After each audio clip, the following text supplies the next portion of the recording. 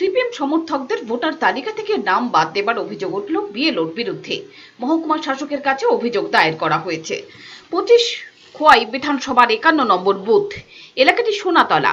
সেখানকার দীর্ঘদিনের বাসিন্দা কয়েকজনের নাম নেই ভোটার তালিকায়, অথচ 1 বছর আগে বিধানসভা নির্বাচনেও ভোট দিয়েছেন তারা।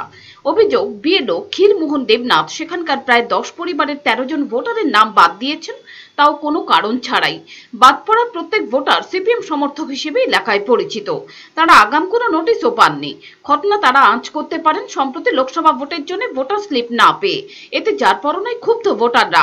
ঘটনাটি তারা মহকুমা শাসকের কাছে লিখিত আকারে জানিয়েছেন। 15 তারিখ 15/4/2019 যখন বাড়িতে এই ভোটার স্লিপ বিলি হইতেছে, এই সময়ে আমি দেখলাম আমার পরিবারের আমার মা ছাড়া বাকি 2 জনের নাম নেই। তো আমি ওই সময় জিজ্ঞেস করলাম, বিএলও সঙ্গে ছিল না, এখানে এলাকার যারা বর্তমান নেতৃত্ব প্রধান তারা ভোটার স্লিপ বিলি করতেছে।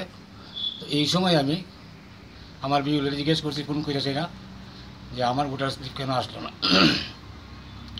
তখন বিএলও আমাকে প্রশ্ন করলেন যে আপনার নাম ভোটার লিস্টে নেই। কী কারণে নেই আমি জানি না, পূর্বতন যারা বিএলও আসলো তারা কইতে পারবো বিষয়টা।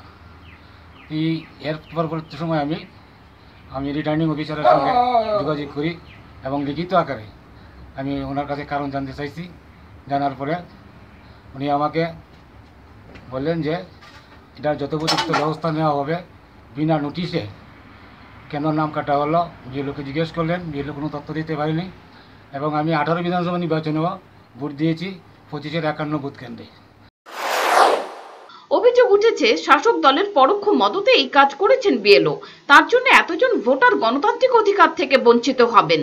তবে এখন দেখার মহকুমা শাসক তথা এআরও কি ব্যবস্থা নেন। পিওর রিপোর্ট, চ্যানেল দিনরাত।